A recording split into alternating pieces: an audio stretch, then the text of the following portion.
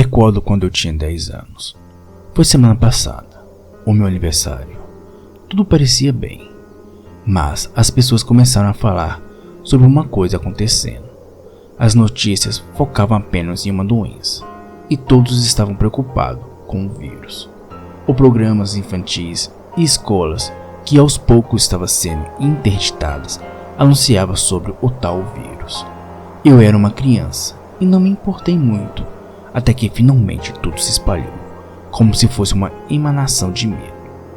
O meu pai apareceu durante a noite, acordando todos nós. Não sei bem o que falar sobre ele. Eu sempre vou ver ele como uma pessoa calada, com o rosto negro, pois nunca falava quando não era necessário. A sua forma de demonstrar amor pelos seus filhos era quase vazia. Apenas disso era o suficiente para nós e por alguma razão a minha mãe o amava muito. O velhote trabalhava sempre com entregas, um caminhoneiro dedicado e um caçador nato. Mas naquela madrugada estava diferente. Então reuniu todos nós e pediu para levar o necessário e disse que iríamos sair da cidade. Eu já sabia de tudo o que estava acontecendo. Lembro-me daquele alvorecer, com as pessoas histéricas saindo de suas casas ou tentando preencher qualquer tipo de entrada com tábuas e prego. O meu pai utilizou sua velha picape e disse que iríamos ver um lugar seguro para todos nós. Não existia nada além de minha mãe e a minha irmã mais nova.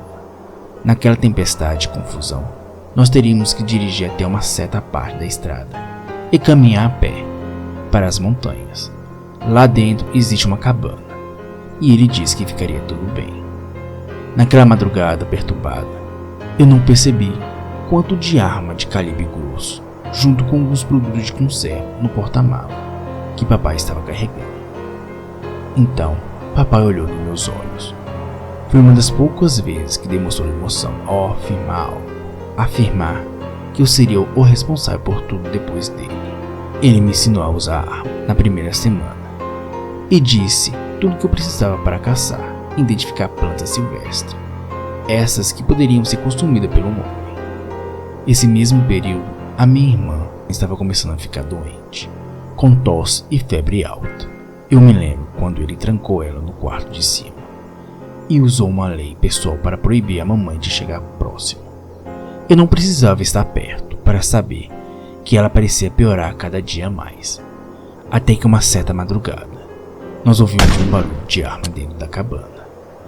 Eu levantei correndo do meu quarto, enquanto estava ouvindo a mamãe chorando, e meu pai, com seus velhos panos cobrindo o rosto e mandando eu me deitar. Ele continuava com seu rosto quadriculado, igual ao personagem de quadrinhos. A mesma aparência que sempre teve enquanto os seus olhos estavam embaixo de um semblante macabro. A mesma expressão que sempre teve quando passava uma ordem. E era tudo o que eu precisava para obedecer ao pé da letra. O ressoar da arma foi tudo o que eu precisava para saber que o vírus, que todos falavam no passado, chegou ao nosso lugar, isolado. Ele tentou mostrar como se fosse um quadro negro rabiscado. A doença foi a causa de tudo. Acho que apenas estava entendendo o básico, mas todos estavam confusos. Naquele dia, ele olhou para nós dois, a mamãe no seu desespero e eu sempre sério. Sinceramente, não conseguiria demonstrar nenhum tipo de remorso, porque tudo parecia um vazio para ser preenchido aos poucos. Lembro quando fez parecer que não havia matado a minha irmã e disse que uma gripe não seria como nós estávamos habituados. O comportamento humano era apenas uma fachada para as coisas medonhas que estavam se escondendo dentro das pessoas. Eu recordo da minha mãe afundando-se cada vez mais em depressão, o papai parecendo cada vez mais frio. Contudo, eu sei que estava sendo atormentado pelo sofrimento. Naquele dia, eu simplesmente observei sem saber qual emoção escolher. Só sei que o disparo de arma está saltando por todos os cômodos da nossa residência. Um barulho incessante no meio da floresta e se escondendo dentro das tábuas do nosso lar. Na maior parte do tempo, nós estávamos caçando. Creio que ficamos vários dias, talvez um ano ou dois, sozinho na mata. Ele tentava recordar das notícias, enquanto ficava tentando materializar seu último momento, ouvindo um rádio velho que transmitia freneticamente as notícias que estavam acontecendo por todo o mundo. Como se fosse um castigo, não existia nenhum barulho, além do chacoalhar das árvores, e o papai repetia as palavras como se estivesse lembrando, como uma fotografia, as notícias faladas sobre o tal vírus, que cada vez mais estava ganhando mutações e afetando as pessoas. Na maioria das ocasiões, estávamos explorando a mata. Ele tentava me passar o que vivenciou antes de que tudo isso acontecesse. As pessoas se transformando, comportamento explosivo e a doença se espalhando. No início não percebia, mas ele estava apenas me preparando. Parecia que todos os nossos dias se resumia a isso. Porém, em uma tarde, nada foi o que nos aguardávamos. Achei que seria apenas nós três isolados. Até que, em uma dessas trilhas, enquanto eu estava procurando alguns cogumelos comestíveis, eles praticamente apareceram do nada, observando-me como um fantasma. Era um homem não muito velho e uma mulher com o rosto baixo e as costas curvadas para frente. Praticamente os seus braços estavam mortos, caídos do lado do seu corpo, sem vida. O cara segurava uma criança de colo coberto por trapos. Então eu percebi os seus olhos, desesperados, enquanto tentavam falar. Fazia tanto tempo que eu não me comunicava com ninguém, com exceção da mamãe e meu pai. Só sei que naquele segundo em que estava vislumbrando aquelas pessoas, não sabia o que dizer. O homem tentou se comunicar-se. A sua voz parecia estar em um quadro fechado por conta de um som estranho que fazia. A dificuldade que ele tentava falar causava calafrios. O movimento do seu rosto de uma forma muito rápida, e às vezes ficava com seu vocabulário lento.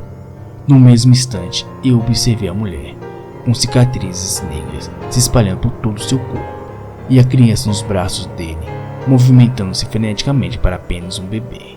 Não tinha como. Eu sei que não.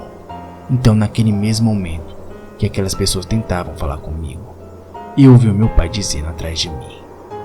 Conhecia muito bem o seu rifle, enquanto ele estava puxando o gatilho. Não se mexa, garoto. Sei que foi a primeira vez que o papai falou grosso comigo, mas deu para perceber que sua voz estava tão assustada quanto eu. Fiquei parado, mas captei o que os dois adultos iriam fazer. Um movimento brusco. Na minha mente apenas existia uma opção. E eu abracei ela e, ao jogar o meu corpo deitado no chão, um disparo arremessou a mulher, de forma que caiu girando. O homem cuspiu um líquido negro no chão e foi atingido logo em seguida por um outro disparo na sua testa. A criança nos seus braços caiu próximo de mim. Eu tentei me afastar o mais rápido que pude, porém o meu corpo estava com dificuldade para obedecer. Naquele momento senti os braços grossos do meu pai me puxando para me afastar daquilo, e o papai tentava tampar o seu nariz com as mãos enquanto observava a criança no chão de mais perto. O bebê não estava chorando. Apesar disso, encontrava-se em silêncio, com aqueles movimentos assustadores para apenas um corpo tão pequeno. Eu fechei os olhos quando ouvi o terceiro disparo de arma. Naquela mesma noite, lembro-me dos meus progenitores conversando freneticamente, pensando que mais cedo ou mais tarde eles chegariam aqui. O papai dizendo que não sabia como as vítimas do vírus estavam indo tão longe. Naturalmente, eu não consegui dormir naquela noite, e fiquei ouvindo a madrugada toda o mesmo assunto e o quanto as pessoas seriam perigosas. Naquele momento, ele criou uma lei para que nós não nos aproximássemos de ninguém, e qualquer tipo de aproximação de invasores poderíamos atirar. Foram dias mais agitados do que o normal, pois até a mamãe estava aprendendo a manusear uma arma de fogo. Eu já não sabia o quanto tempo estava passando, mas sei que já havia uns meses que os outros apareceram. Quando as coisas pareciam se acalmar, fomos surpreendidos mais uma vez. Relembro quando levantei em uma manhã, em que o sol ainda não havia aparecido. Todavia já estava claro o suficiente para enxergar os cômodos dentro da cabana, e meu pai, tremendo, segurando um rifle, repetiu cada vez, estrondando mais as paredes com seus berros autoritários, para alguém parar.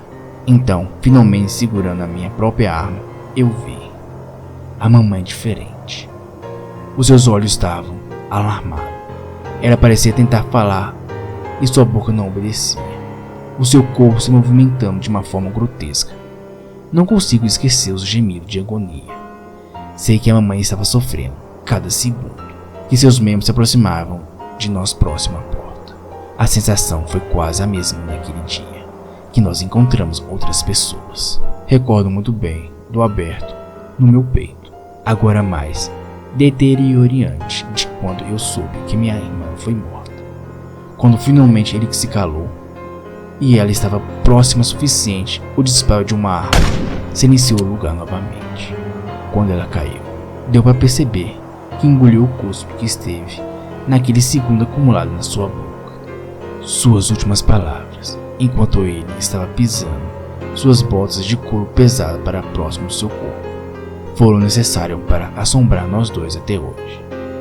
Ninguém está salvo,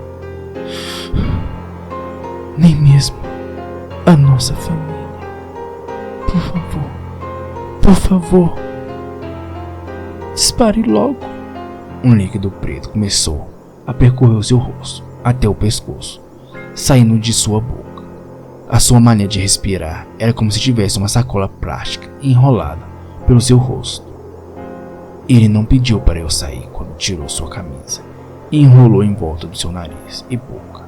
Apontou a arma no rosto dela e eu pude ver seu rosto com tanta clareza. Quando eu perdi a minha irmã e minha mãe, sentia-me cada vez mais sozinho dentro do velho barraco. Os nossos momentos de caça, por exemplo, foram divididas em um intervalo de 2 dias para um e o outro sair para a mata. Eu já havia crescido o suficiente para saber lidar com a floresta e os perigos em todas as partes. Algumas vezes vi outras vítimas do vírus, perdido no bosque, com aquele comportamento anormal.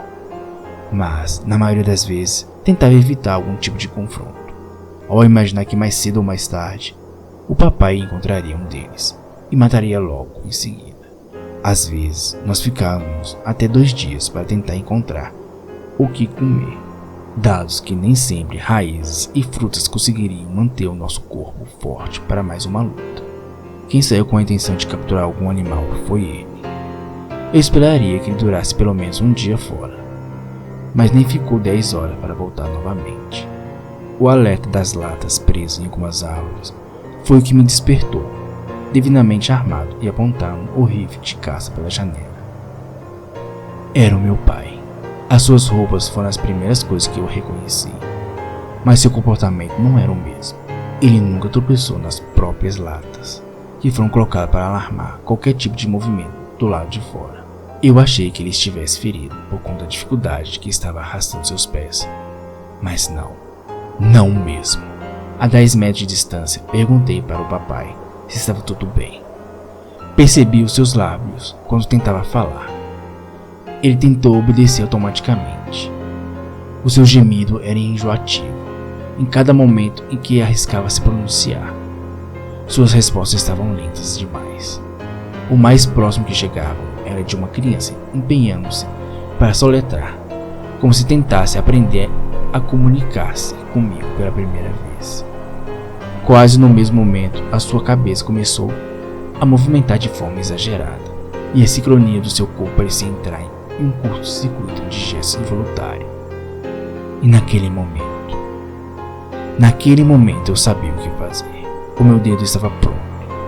Eu não podia hesitar mais nenhum segundo. Um estalo abafado se iniciou mais uma vez aquele momento. Ele cambaleou 2 vezes, até cair. Eu me aproximei dele. Olhei pela última vez o que seria o rosto de meu pai. E mais um disparo. Muito obrigado. Até a próxima. Fiquem bem. Fiquem seguros.